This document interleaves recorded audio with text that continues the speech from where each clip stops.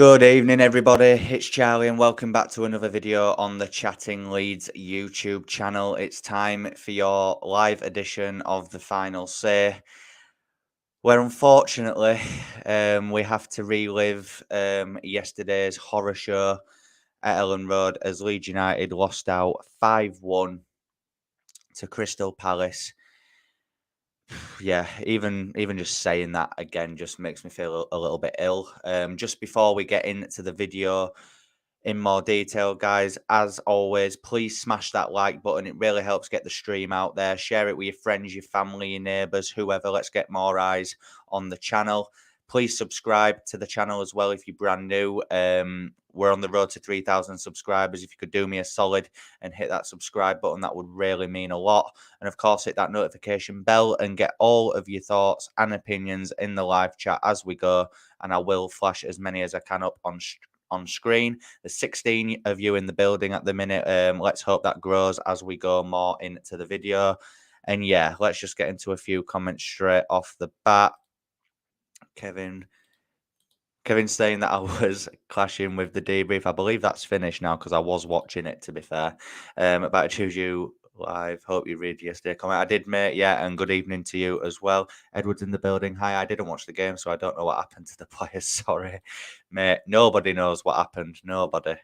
Michael, yep. Evening, my friend. Charlie, I saw your comment on Connor One Leeds saying it was a mentality issue with the Leeds team collapse. Yep, we'll be coming on to that in a bit, mate. Obviously, I ain't saying that's the only thing that was wrong with it, but I feel like that's one of the biggies, in all honesty.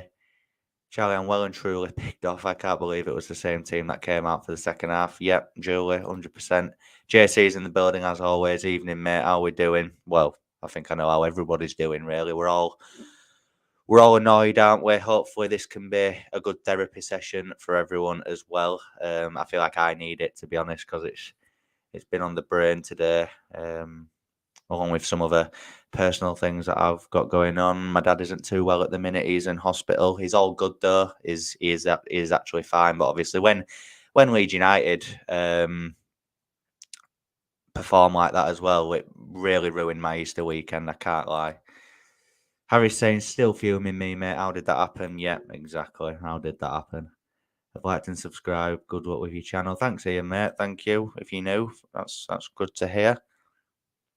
Hello from the mountain time zone in Canada. 7 hours behind. So, you're in the middle of your afternoon, Phil. Thanks for joining, mate. And Deck is livid. So, on that point, let's just get into my first point then, shall we? Because there's 21 of you in the building. That's good to see. Again, smash a like if you can, and please subscribe. But yeah, just firstly, I just want to say, I'm still not over it. I still can't believe what actually happened yesterday. I just can't believe the drop off from first half to second half. I just, the first half for me felt like we had just kicked off again from Nottingham Forest. I thought it was that level of performance. I thought we were very, very good against Nottingham Forest in midweek. And we thoroughly deserved that win on that night. And when we kicked off yesterday, obviously I was at the game. I was stood there thinking, you know what, this is maybe not exactly like Forest, but it was similar. It was to a same standard, I would say. I thought Leeds moved the ball around very well. Obviously, it was an unchanged lineup, which I think we all expected from Forest. Verba's still out, which we'll be coming on to that a little bit later in the stream, but we really need him back. But yeah, same lineup. I thought Leeds were moving the ball around pretty well. I think Mark Rocker and Weston McKennie were both very good again. Picking out some good passes. They were winning battles in midfield. We were limiting Palace possession and chances on our goal. And I just felt it was gonna be a Leeds United win. I did. Cine had a few chances, There was that one where he was kind of on the floor and he headed it, and it was blocked by the Palace defender. I think Sam Johnston in their goal, he did make quite a few good saves in that first half. I think Leeds should have been 2 or 3 up at half time. We finally made the breakthrough. We actually scored from a corner. Brendan Aronson actually beat the first man with a corner. I know, mind blowing. And it was a really good header from Patrick Bamford. Again, we'll be coming on to Bamford in a little bit more detail in a little bit, guys. But really good header from Bamford to put Leeds United in front whilst we were on top in the game, which was good to see as well. Even after we scored, I thought for 5 to 10 minutes after we scored, I thought we were still good and very much in control. But then from around 35 to 40 minutes, the tide just started to turn a little bit, in my opinion. I think we allowed Palace into the game a little bit more. They started getting on the ball more. For Eze and Ayew and Elise were finding little pockets of space in our half where they were trying the best to exploit us. And, you know, I think we started to give cheap free kicks away. We all know how poor Leeds United are at defending free kicks. So, you know, you could, well, in all honesty, I couldn't see it coming. I know we started to allow them into the game a little bit more with the free kicks. They had a free kick just before the one they equalised for, which went straight into Melier's hands, which was closer to our goal. When they got the other one that they scored from, I thought, right, if we could just deal with this, get in at half time at 1-0, it could have been a completely different game in the second half. And yeah, they equalised. Poor defending from that free kick, which allowed Mark Guehi to equalise. Could Melier have done better? Probably, but I don't think it was all on him. I thought the defending was really poor in that one. But again, it wasn't anything to be majorly worried about or to overreact about. It was just a little bit of poor defending from a free kick. But even at half time, I was saying to my uncle in the concourse, I was saying to the lads that sit behind me and next to me, I was still confident at half time. I was still very much confident that we could come out in the second half. And if we played like we did for the majority of the first half, that we were very much capable of going out there and getting the win. But so we'll come on to the second half in a bit. I just want to get into some more comments that I've dropped in. JC saying, Javi has to shoulder some of the responsibility for the loss. I still think he's the right man to keep us up. But at 1-0, he should have fired them up to get a second. The subs weren't at the right time. Yeah, 100%, Jay. Ian saying, hi guys, I'm a Darlington FC fan. We were made bankrupt in 2011, reformed in 2012, demoted 4 leagues. We are currently a part-time fan-owned club. We have had 3 promotions to date. Brilliant, mate. And it's good to see a fan of another club in the chat as well. Anthony's saying that the war is not over yet. No, it isn't, mate. I agree.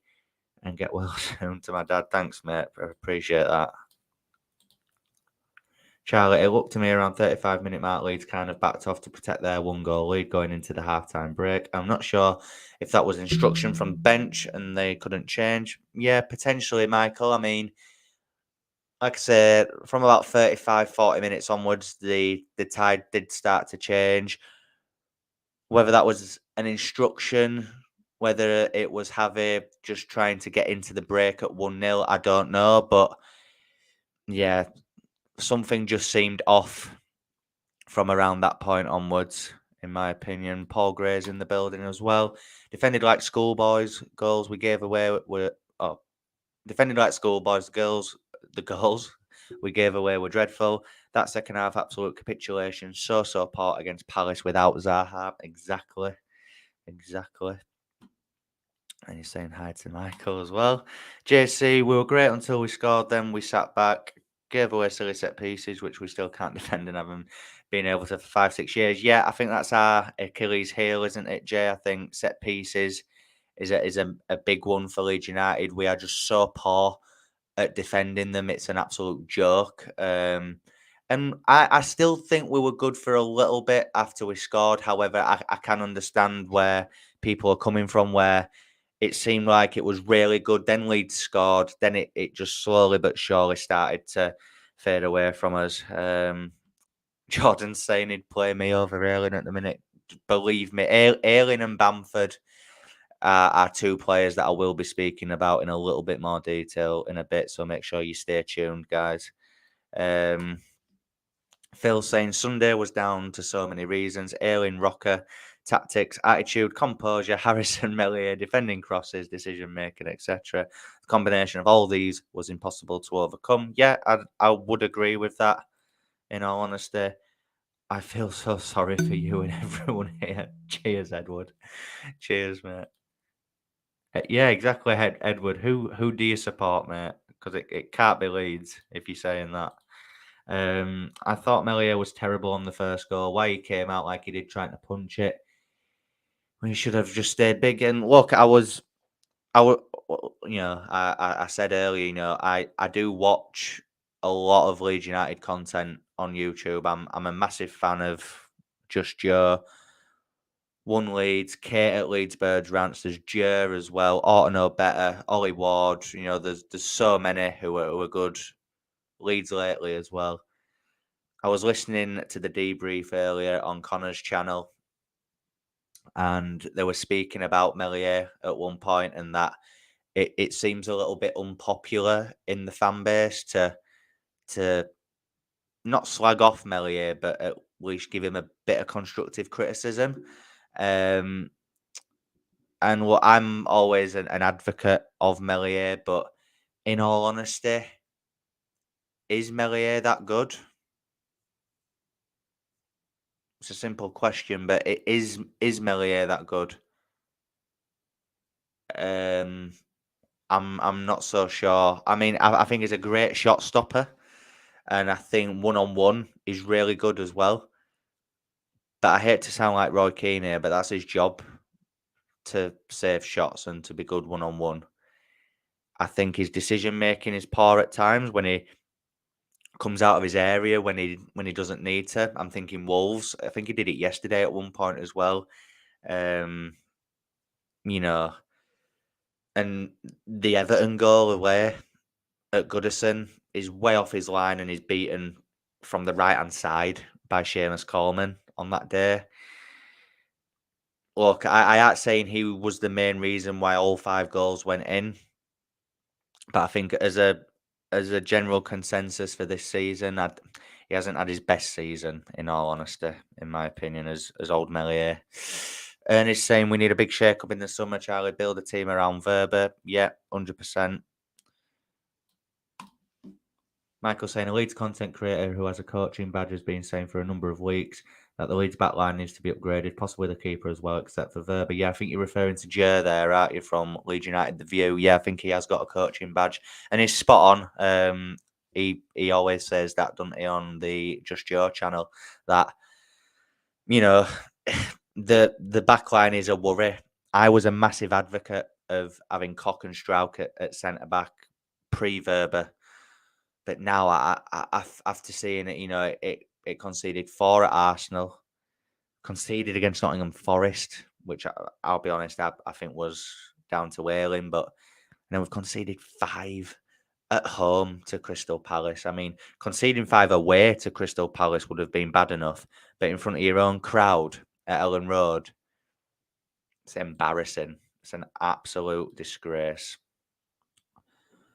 Looking at the table when we was 1-0 looked so good. Yeah, I remember having a look at my phone at 1-0. We were 7 points behind Chelsea. We were 12th. Life was good for that. What was it? About 20 minutes. Life was so good. And then life now isn't so good. Not sure if true, but interested. I will be coming on to this. In fact, let's just speak about this now, because I've spoken about the first half. Going into half time, I said I was confident. I was confident that we could go into the second half in a similar way and still get 3 points. Or very worst case scenario, draw the game. Now, as Michael says, there's been various reports that there was a bit of a bust up in the dressing room at half time. So, as Michael says, he isn't sure if it's true, but in the dressing room at half time, Ayling blamed Firpo for giving away the free kick, and McKennie and Rocker were involved in the argument. Now, rightly or wrongly, you do not want to be hearing that players are arguing at half time in the dressing room. One, it's not needed in that moment. You can't be playing the blame game. Obviously, fans can have the opinion, the coaching staff can have the opinion, even the players can actually have an opinion in the right moment. I think to have an argument at half time in such a big game, in a big moment, and let's be honest here. Yeah, it was a shame that we gave away that free kick and they scored from it. But in that first half, that's all they did. That's all Palace did in that first half. They weren't a threat in open play. We had more of the ball. We were by far the better team. And I aren't just saying this because I'm bitter. We were. Palace fans, sensible but Palace fans would probably agree. Their fans were quiet for the whole of that first half, apart from when they scored. And then they finally found the voice. And, you know, I don't understand why there was an argument at halftime, because at that moment in time, there wasn't a situation where Leeds should have been panicking, in my opinion. We were still the better side in the first half. Going into the second half, we should have been more confident, you know. And yeah, obviously, the second half was an absolute capitulation. If we stay up, we'll be the biggest clear out since the fact. Yeah, exactly. Edward's an Arsenal fan. Fair play. Yeah, look, obviously there's comments flying in, guys. I really appreciate the engagement. I just want to get through a few more points and then I'll get into your comments again. Um, yeah, I'm just looking at my notes here, guys. Sorry, I have mentioned a few things that I've noted down already. Let's just speak about Luke Ayling and Patrick Bamford, shall we? First of all, Bill Ayling. Where do I start? Not great from Luke again. And look, I've been defending Luke Ayling on this channel for the last few games. I don't feel like I can anymore. The games against Man United, he had a bit of a turnaround in form. Obviously, after he signed his 1-year contract extension, and by God, I'm glad it's only a year. And I thought he had a few decent games. But let's be honest, since Brighton, it's been pretty bad from Luke. I think Mitoma tore him a new arsehole. He did. He absolutely mauled him that day. Even at Wolves, that'll be overshadowed by the fact that he scored and that Leeds won the game. But for a lot of that game, he was poor defensively. The guy cannot defend one-on-one. He defends square, which is just bizarre. And teams are targeting him now, guys. Like, we have to be real here. But the problem with the right-back situation is that Rasmus Christensen is not much better. Probably worse. And yeah, Rasmus has scored 2 goals in recent games, at Wolves and against Arsenal. But what has Rasmus done this season that warrants him a start at the minute? The fact that Luke Ayling is our best right back that's currently at the club, that is worrying. That's worrying moving forward for me. Because Bill is decent going forward. He's better going forward than Rasmus, because I feel like Rasmus gets a nosebleed every time he passes the halfway line. But defensively, they are both poor. Very, very bad, in my opinion. And look, football's fickle. If by some miracle we go and beat Liverpool next Monday, and Luke Ayling has a man of the match performance, then I'll come on here and I'll say he's played great. Just like I would. Look, I am not Liam Cooper's biggest fan, but if Cooper was playing and he had a good game, I would praise him. But I feel like there's a lot of sentiment around players like Luke Ayling, Cooper, and Bamford. And I think loyalty and sentiment is kind of shadowing judgment at the club on these players. Now, Javi Grazia's not got any loyalties towards these players. Um, but in fairness, people can use the loyalty and the sentiment argument and say we shouldn't be loyal to certain players. And I completely agree with that. But these players are our only options. So if it's a choice between Luke Ayling and Rasmus Christensen at the minute, as much as I've just said all that stuff about Luke Ayling, I would be picking Ayling over Rasmus. I would. I really, really would. And look, that just highlights the big issue for me with this whole situation is that certain players are not performing, but yet they're our best option. And that just speaks volumes for me. I'll just get into a few comments before we move on to speaking about Bamford. Palace backup keeper who had no Premier League minutes in years performed miles better than ours. Yep, completely agree. Just lost in the second half completely. Just lost interest. Unbelievable change in the second. Ilan has a poor defence behind him, which adds to the pressure. Yeah, and that's why I'm saying, look, it isn't all on Melier.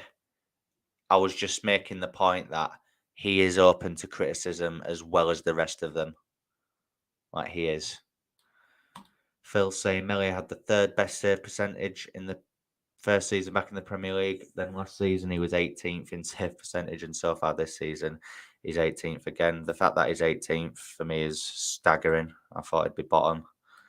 I was watching the Palace content creator who was doing the watch along. Even they were shocked at Palace winning, let alone scoring 5. And look, any Palace fans out there who are trying to say that they saw that coming yesterday, I aren't saying that any of them have said that, but if there are some fans out there from Crystal Palace who predicted a win like that, then they are lying.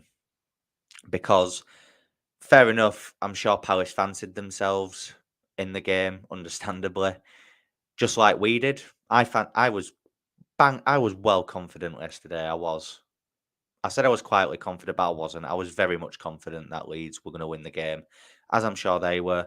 But I don't think any pundit, any neutral fan, any Palace Leeds fan expected that scoreline yesterday. Even if Palace were going to win the game, I thought it would be very tight and narrow. Not a landslide victory like that. But yeah. And it's only their second away win of the season. If that's true, then wow. Wow. Edward's saying he does support Leeds as well for my brother-in-law. Fair enough, mate. Fair enough. Sharon saying, what happened in the dressing room at half-time? That's the only reason for the second half. Madness. If that is true, and that argument has taken place, that is the only thing that I can think of as to why it dropped off so dramatically in that second half and why, hopefully, it's a freak result. But I just don't get what they were arguing about from the first half. The only negative thing that we did in the first half was give away a few cheap free kicks towards the end of it. And yeah, they scored from a free kick, but other than that, they didn't do anything. I can understand maybe them having a discussion about it, but the fact that it's been made into an argument. Anyway, again, and I really just don't think it's needed, to be honest. There's nothing we can do at right back. Ayling and Christensen are bang average. We just have to get behind them because that's all we got now for our 3 other defenders are out on loan. Yep, exactly. Cody Drame is having a right season at Luton as well. And I know it's the Championship, but come on. Agree 100% with you, Charlie, about Melier. The kid is one a lot of Leeds fans have seen as a £40 million player, but this season has been really poor. Exactly. You know, the guy's been linked with Tottenham, Man United. would Tottenham or Man United want Meslier in his current form? I don't think they would. And these defenders are putting Meslier under proper pressure. Yep, exactly. It doesn't help Meslier at all. Charlie seem to have a really quiet as non-vocal backline. Yep, without Verber, and that includes Meslier, maybe. Yep. Again, I was watching Connor's channel earlier, and they were having the same discussion. I think Verber not being in there, Tyler Adams not being in there, they're probably our most vocal players. Verber's not just vocal; he's an organizer. He knows where to be positionally at the back. He reads the game well. He's helped, inflate the performances of Firpo, Koch, and Ayling in recent weeks. And I think without him there, I just don't get me wrong. I'm not expecting anything against Liverpool. In all honesty, I think the most we can get is a draw there. But I'll feel a lot more confident with Max Verber at the back. I was a big advocate of Koch and Strauch, but that partnership just does not work. They're both a bit weak. They're both shy. They're both a bit timid. They're not as vocal as they should be. And it just, it isn't great to see, in all honesty. God, the comments are absolutely flying in, guys. This is unbelievable. Really do appreciate it. There's 24 of you in the building. If you could smash a like on the stream, that would be really much appreciated. Let's get more eyes on the channel. My video last night's had over 2,000 views. That's really good to see. So hopefully more eyes are coming on to the channel. Share it with your friends, your family, your neighbours, whoever. Please subscribe and get all of your comments in and hit that notification bell as well, guys. Manjeet saying Leeds make it as hard as possible every season. Reminds me of the playoff against Derby. Yeah, it was reminiscent of that 100%. I do apologise, guys, if I can't get through every single comment tonight. I'm trying my best. These teams in the Premiership will continue to come down the right because they know Leeds Achilles heel. Yeah, exactly. They'll be targeting Ayling 100%. I bet this happens a lot in every change room, but some snake has leaked it out. Not happy.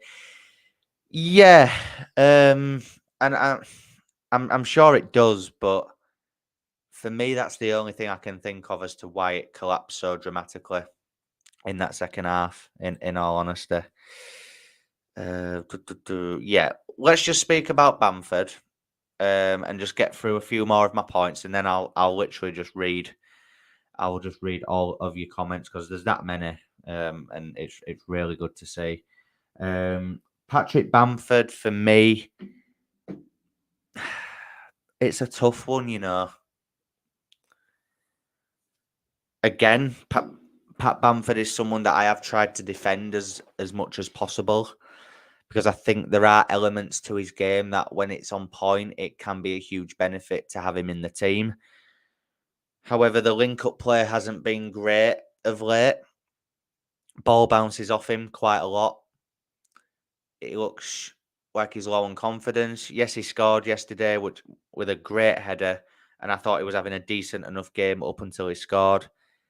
But again, they all dropped off in that second half, but Bamford just didn't do anything. Non-existent. Rodrigo wasn't much better once he came on either. I think Cine had a good first half, but he kind of faded away as well. And once he started to fade, I think the rest of the guys did as well. Nonto couldn't do anything. He was losing his head a little bit towards the end, which could be a reason why Javi isn't starting him a lot. Maybe it's an attitude problem with him behind the scenes. I don't know. But yeah, Patrick Bamford is, he's scored what? How many goals has he scored this season now? Is that 3? 3 or 4? His 50th goal for Leeds, which, with all the chances that he gets, that should have happened a long time ago. Can Pat Bamford get back to that same form that he was in the first season? No. And again, sentiment, loyalty to these players that got us up. They'll all go down as legends for getting us back to the promised land. But if we're not careful, we're going to go hell backwards, and we could be playing Championship football this season. I do sincerely think now that we are banging trouble, and we are right back in the mixer once again. And it all in all, guys, it just feels like a real missed opportunity. It does yesterday. It really does. Real missed opportunity. Like someone said earlier, at 1-0, Times were good. We were 7 points above Chelsea in 12th, 32 points. And now we're literally just 2 points above relegation. And the fixtures next weekend do not favour us at all. Everton are at home to Fulham. You'd fancy Everton to get something there. In fairness, all the other teams have got very hard fixtures that weekend. It's just Everton. We just need we just need Fulham to do us a big favour next weekend, because we could find ourselves going into Liverpool in the bottom three, which just adds more pressure to it. And I know Leeds have won all of their games when starting the game in the bottom three, but this is Liverpool we're talking about, and they'll want to beat us after what we did to them earlier on in the season at Anfield. So honestly, I'm very nervous for next week now, and I'm very nervous for the rest of this season. Michael saying Verber is a no-nonsense defender, a talker as he boasted about when he arrived. He is also a leader like Adams. I'm convinced if those two were playing, not saying Leeds wouldn't have lost, but not 5-1. Yeah, exactly. Exactly. And Joe's saying if players are arguing, then as long as it's for the good of the team, it shouldn't be a problem. But we played well apart from giving away those silly free kicks. So apart from that, it wasn't that much. Exactly, which is why I don't understand why this argument's being made out to be such a big deal, in all honesty. I don't mind if our players had a heated discussion in the dressing room at half time. It shows they care, but it's up to the head coach and the captain to sort it out if he doesn't spill on the pitch. Exactly. I'm not saying that players can't disagree in that dressing room and players can't get into each other, because, like Jay said there, it shows that the players give a crap about what's going on and about the severity of this situation. But you just can't let it spill out onto the pitch. You're professionals at the end of the day. Get through the game, win the game, hopefully, then have your heated discussion at full time if you want, or in training to rectify it. You don't do it at half time in such a big moment for me. Don't forget to smash the like and sub, everyone. Yep, everyone, listen to Jay. There's 26 of you in the building at the minute. Please smash that like button. Please subscribe to the channel if you're brand new as well, and get all of your thoughts and opinions in the comment section down below and in the live chat, and I will flash as many as I can up on screen. Ayling has struggled in recent weeks against Rashford, Minotoma, Martinelli and Jesus. He's so terrible. 1v1, Rasmus worst. Exactly. Pacey, winger and speed merchant. Ayling can't cope with. Not Premiership clash. Exactly. For me, he's a really good Championship defender, is Luke Ayling. I think we're going to have to try Rasmus at right back again. If not, just take Luke out of the firing line as he's struggling. But again, I think Luke Ayling's the best option, which says a lot. You have to defend from the front, and no one was getting hold of the ball in the final third. Communication was non-existent. Yeah, exactly. Especially in the second half, Jay. Next season, we need first right back quality. 100%. We right back is a position that we really need to address for me in the summer. Teams all season have been targeting the Leeds flanks, left back and right back positions, especially the right back, to cross into Leeds defence. Yeah, exactly, Michael. Not seeing enough for him to decide if he's going to be Premier League quality, but hopefully Charlie Cresswell will come back. But again, Cresswell's not a right back, but I understand what you mean there, mate. Mark's in the building. We need to put this behind us and move on to Liverpool, and I hope Cooper gets the captain's armband back. Where was a player? Yeah, and look, I'm not a big Cooper fan, but I would have Cock and Cooper against Liverpool, and I'd just give him the armband at least. Have a leader out there, have someone that could try and organise the backline in a much better and a much more efficient way than what was done yesterday. Yeah. Jay, fans do look at players like Ayling, Cooper and Bamford, etc. with rose-tinted glasses because they are Bielsa's boys. If we stay up, we need to upgrade them in the summer. Jay couldn't have hit the nail on the head more there with that. I think certain players, because they got us up, people want to give them more chances, but for me, no, if we stay up this season, which I'm not saying we're going down. I think I still think we can do it, but I'm not as confident about it now. I'm still a bit confident, but not as much as I was pre Palace. But yeah, we I think whatever happens, certain players need to be moved on to give us the best chance to either come back up or move higher up the Premier League next season. Only 45 to 50 poor minutes since Javi took over, so definitely need to move on and make sure. Yeah, hopefully, guys, it is a freak result and something that won't happen again. Hopefully, if you want to put a positive spin on it, hopefully it gives them a kick up the arse a bit and to pull the finger out and makes them realise the severity of the situation. Again, they shouldn't need to realise it; they should already know it. But yeah, look, and I get it's huge pressure, but they should be used to it by now, to be honest. Is Willie suspended? I've not heard that. So can someone answer that for me? Is Nonto suspended? Got to give it to Palace. They saw a wounded animal and went for the kill. Fair play to them. Yeah, look, and I sent a message over to the guys at Eagle Eyed Football this morning. I was gonna message them last night, but I wasn't in the mood. They are a great set of lads over on that channel. I sent them a message just saying, fair play to you. You really did humble us yesterday, and I wish them luck for the rest of the season. Jason's in the building. Evening, mate. How you doing? Having to choose between Aaron and Rasmus at fullback and allowing Drame to go on loan is Jesse's legacy for us. Yeah, God. And he's not going to Leicester now, is he? Old Jesse Marsh. Talks collapsed.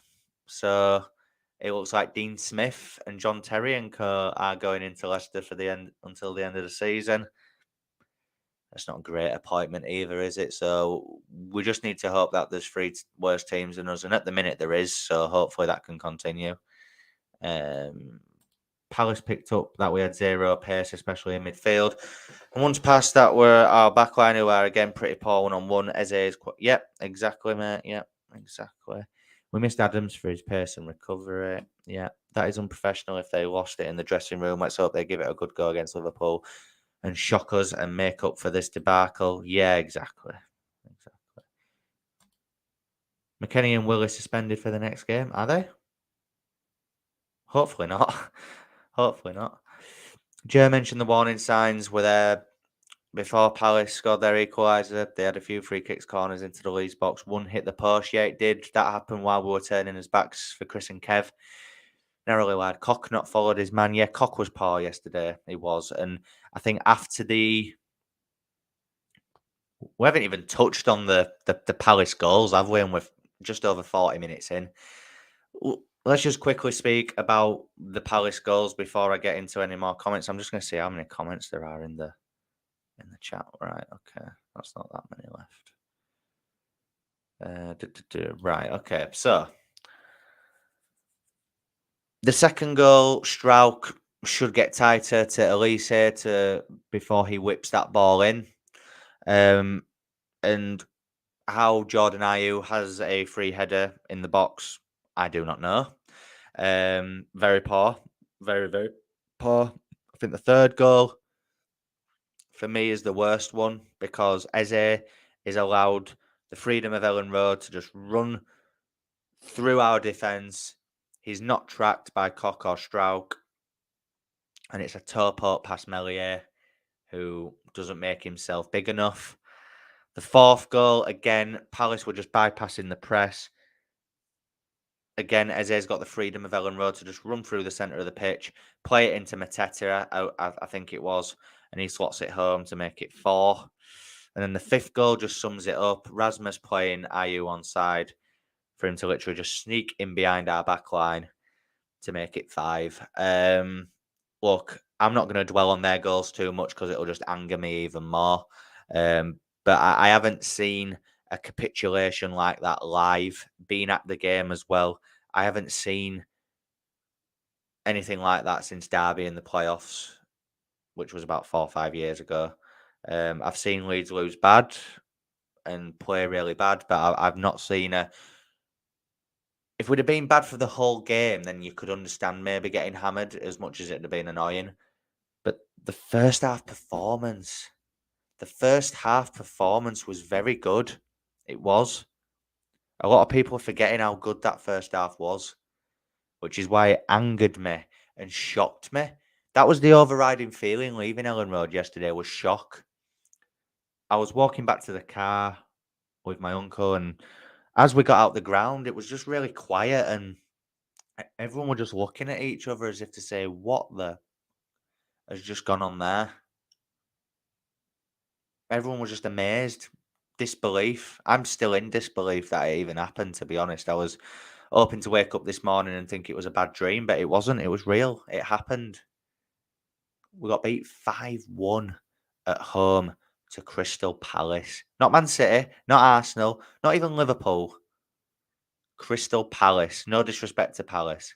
Roy Hodgson's Crystal Palace, who's, I have to eat humble pie about Roy Hodgson. He seems to have really turned it around, doesn't he? How long it'll last for, I don't know. But I think Palace are pretty much safe now after that. 33 points, you'd say so. But yeah. McKennie and Nonto both picked up their fifth yellow cards of the season. Not sure when the cut-off was, but it could mean they're both out of the Liverpool game. Don't quote me on that, though. I think there was a cut-off at one point, wasn't there? I think they're both out. Wow. So if McKennie's out for Liverpool, who's playing with Rocker in that midfield? Are we going to see another Sam Greenwood masterclass? God, I hope not. God, I hope not. Bamford scored, but even he said it was a free kick they had worked on with the coaches. Apart from that, was really poor for me generally. No threat at all. Yeah, quite agree. McKennie took a hard knock from Rodrigo flying through him at the end. I would imagine he's out at least the next. God, I hope not. Please don't say that. To be fair, the club have tried to bring in players to replace the old guard like Bamford and Ayling, but signings have not worked as yet. It's not Ayling's fault. We have not replaced him yet. It isn't. It isn't his fault, but again, the fact that he is our best option just says a lot, doesn't it? And yeah, we have tried to bring in players to get rid, to like phase out the old guard, but yeah, it's again, guys. I just feel really flat. I can't lie. Jerry's been safe for weeks. It's been averaging 2 goals per game. This has been happening under Bielsa and Marsh.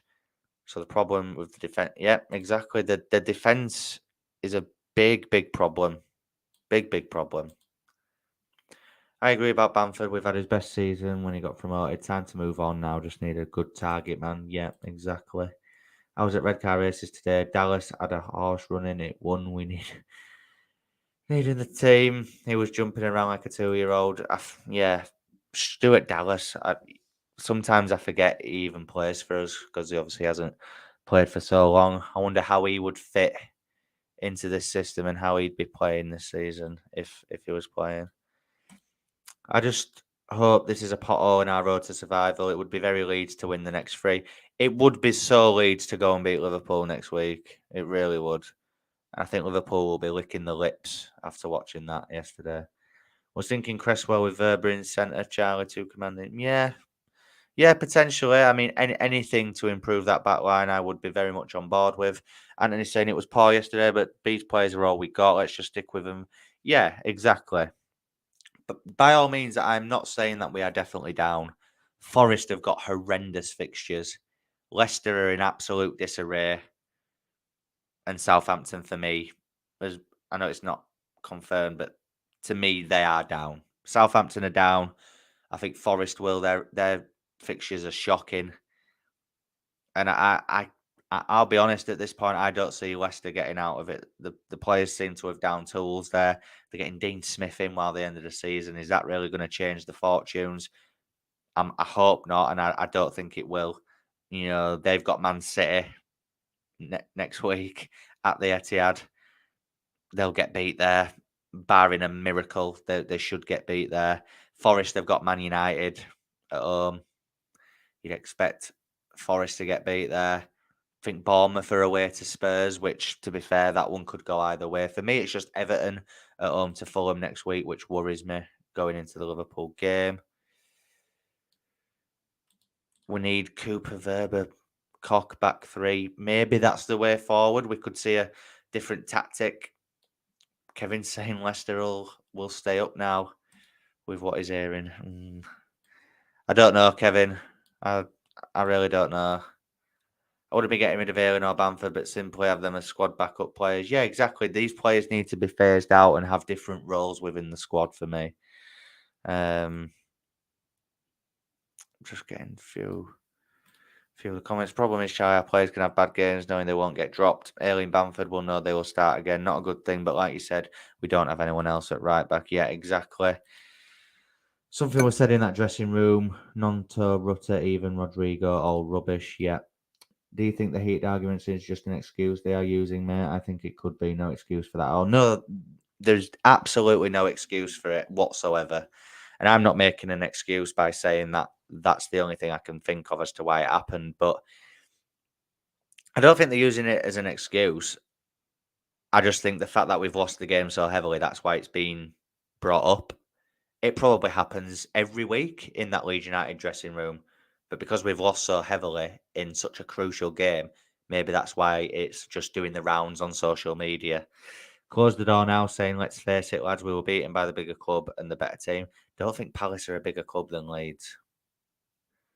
In terms of history and stuff, they're definitely not. They were the better team on the day, 100%. But yeah, I don't think they're a bigger club. I noticed Forshaw was on the bench, but not sure how fit he would be. Oh God, Forshaw against Liverpool. See what I mean? This is just no, absolutely not. Not for me. God no. I'm still confident and maybe a little delusional, but think Javi will keep us up. But my God, we are making it difficult for ourselves. Absolutely. But it wouldn't be Leeds, would it, Jay? It wouldn't be Leeds if we didn't make it hard for ourselves. Marsh apparently wanted a long-term contract like he wanted at Southampton, but Leicester only wanted him on a shorter-term contract. I've heard it was something to do with the Championship. I think they were obviously discussing plans for if they get relegated, and I think what they wanted to do and what Marsh wanted to do was different. But Charlie, we underestimated Roy Hodgson, and look at what he did. Yeah, exactly. I massively underestimated that appointment. I was laughing when they appointed Roy Hodgson. I think a lot of the league were as well. But to be fair to him, he's come in and he's got 2 wins from 2. So, you can't really argue with it, can you? JC, I was annoyed to see Rutter took some stick for his attempt to win a penalty. He got an 11-minute cameo, did well on the ball, and at least tried something. Did more than Bamford, Aronson, and Rodders. I actually thought Aronson in the first half was very good, as was the whole team. But yeah, in the second half, they all massively dropped off. That Rutter thing, trying to win a penalty. Yeah, I, I, I can understand the stick for that isolated thing, but I can't understand the stick for him in general because I don't think we've seen enough of him to really judge him properly. I think the fact that he went down so easily in the box looking for a penalty just summed up the fact that we were desperate to get something. Even the 2 of their goals went to VAR. And I think we were just clinging on to the fact that VAR would overturn them, but they were both onside, so you can't really argue with it, can you? And yeah, look, the Crystal Palace goals in the second half, guys. There was just a point that I did forget to mention when discussing them. They made our defenders look like amateurs, in my opinion. You know, some of the so-called defending that we saw yesterday was just shambolic, in my opinion. Schoolboy stuff, ball watching, no concentration, no organisation, no communication, all of the above. It was just really, really poor. Um, and, all of the Palace goals in the second half were right in front of me at the South Stand end, and like I say, I haven't seen a capitulation like that since Derby in the playoffs, and it was very reminiscent of that game, in my opinion. I've always seen Leeds as a bottom 6 team in the Premier League, even with McKennie, Rutter, and Verba coming in the team as a very average Premier League team. I would very much take being top of that bottom 6 though, just to stay up this season. I think if it's another close call this season and we stay up by the if we stay up by the skin of our teeth, the 49ers will take over and there needs to be a big, big shake-up in that squad. Players need to go, players need to come in, and we really need. I would take 12th to 13th, but comfortable. I don't think next season, whether Leeds are in the Premier League or not next season, I don't think it'll be as tight in the bottom half as what it is at the minute and what it's been for this season. I really don't. So if we can stay up 12th to 13th, but comfortable, just to solidify next season, and then we can take it from there. That's what I hope happens. Anyway, Mark's saying, why is Rodrigo on the bench? Exactly. 11 goals in the Premier League this season, and he's sat on the bench. Why? Look, I know Bamford's taller, and he is better at hold-up play than Rodrigo, but Rodrigo's a better finisher and more clinical, and that's what we're struggling with at the minute, is that clinical edge. If we'd have lost 1-0, that would have not been a big deal, but to lose 5-1 is unacceptable. Exactly.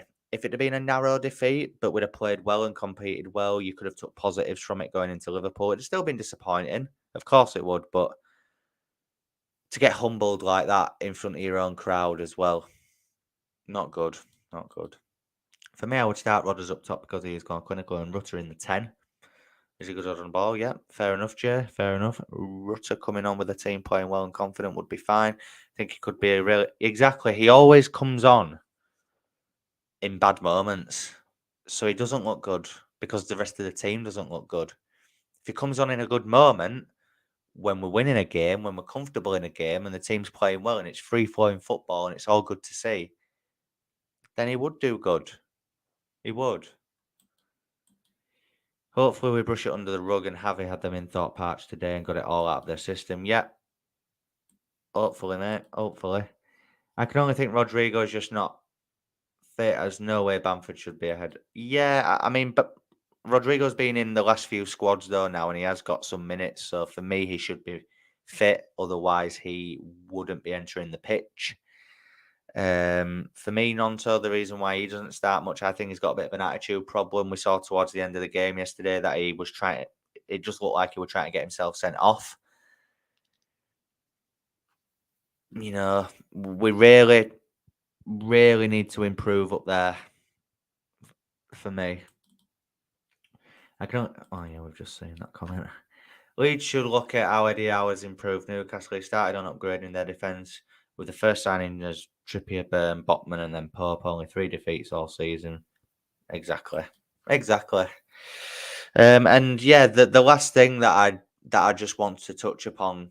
Well, one of the last things that I just want to touch upon, guys, for me, and I'm really interested to see all of your opinions on this as well, is the mentality of this squad. Now, we have got credit in the bank for winning important games. I'm thinking Brentford on the last day of last season to stay up in a pressure moment. We managed to go down there and beat Brentford at Brentford, which we'd not done in a while, to stay in the league. Fair. This season, you'd argue Southampton have his first game. Massive game at the time. We got through that and won it. Fair enough. Wolves away was massive. Again, we win that game. Great. And then Forest in midweek was a must-win, and we got that win. Having been a goal down, we showed character to come back into that game and win it. Fine. But there's also been games where our mentality has massively come into question. I'm thinking yesterday. I'm thinking Everton away at Goodison Park. I'm thinking even Palace away earlier on this season. We were cruising, we were 1-0 up, and then a free kick's given, they score from it, and then we fall to pieces and lose that game 2-1. I'm thinking, the games that we should have won this season, Everton at home, a 1-1 draw, we should have beat them. Should have beaten them at the time. There was the Southampton away last season when we went down there and were crap. Everton away last season, crap. Villa at home last season, woeful. the mentality of this squad for me is one of the biggest issues.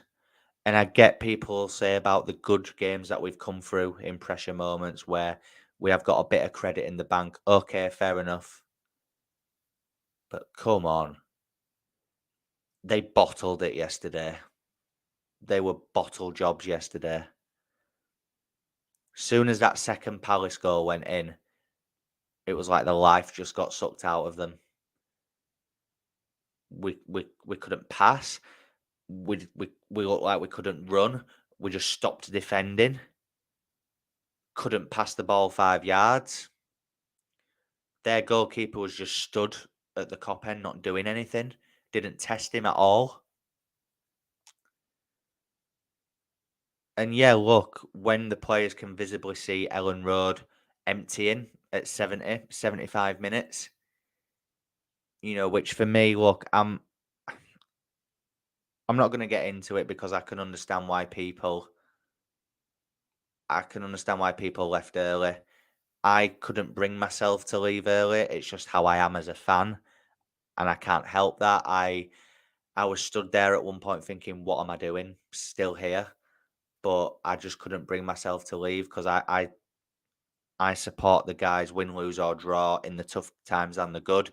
Don't get me wrong, I'm not slagging off fans who left early because I can fully appreciate why you did. And a part of me was thinking that I hoped I was like that, but I'm just not. I stayed till the end. Don't get me wrong, as soon as that full time whistle went, I was straight out them doors. And it was very toxic in Ellen Road yesterday. Very, very toxic. There was booze at half time. No, not at half time. Sorry, full time. Booze at half time. Players were getting slagged off left, right, and centre. Some of the words and some of the things that were getting said, I won't repeat on here, obviously, but it wasn't nice. Let's just put it that way. And yeah, look, it's very worrying times again, guys. It is. And again, if we go and beat Liverpool next week, I'll be buoyant again and I'll be in a good mood. But yeah, it's just not looking good again, is it? The current squad has too many son-in-law types who are too nice, mixed with some petulant children. We need some adults with skill and professionalism, exactly. Aston Villa should win. West Ham should win. Yeah, exactly. Villa at home. We should have won. Obviously, Cine gets that red card. West Ham, they were on such a bad run at that time, and we couldn't even beat them. We had to draw. Charlie, on a lighter note, have you seen the Leeds third kit? Yeah, I haven't seen it, in all honesty. Sorry. Mentally, I think we will be okay to stay up. Something was just off yesterday. Maybe we were too. Yeah, and fair enough. Look, hopefully, it is a freak result and it can be shaken off and Leeds can go again 100%. Every player gave up at some point, some earlier than others. Around 60-minute mark after 3-1 down, and McKennie looked to be the only one left with any fight. Yep, he did fade eventually, he did. Also, we still look scared when we're trying to defend set pieces. Exactly. Exactly. There's a lot of things that Javi Gracia needs to improve. I still think he is the man capable of keeping Leeds in the division. And I still think we can stay up. But it is still worrying, and I think it'll be a lot closer than what it would have been if we'd have got that win yesterday, guys. We've been going for over an hour now. There's 28 people in the building. If you haven't already, please smash a like on the video. I am going to bring it to a close now, guys.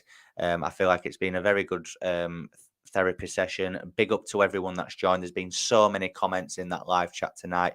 Appreciate all of the engagement and everyone that stuck around for the full hour. If you haven't already, as I say, guys, please smash that like button. It really helps get the video out there. Share it with your friends, your family, your neighbours, whoever. Let's get more eyes on the Chatting Leeds channel. I have got some plans for future final says where I'm hoping to get some people on. So hopefully that can come to fruition. But if not, you will still get me every week. Obviously, the night after the game. So yeah, as I say, real big thank you to everyone that's joined in the chat. Please subscribe to the channel if you're brand new. We're on the road to 3,000 subscribers. If you could do me a solid and hit that subscribe button, it is free and it'll really help me out. Get all of your comments in the comment section down below if you're watching after the live stream ends. Hit that notification bell. Enjoy the rest of your evening, and I will see you in the next one. Thank you.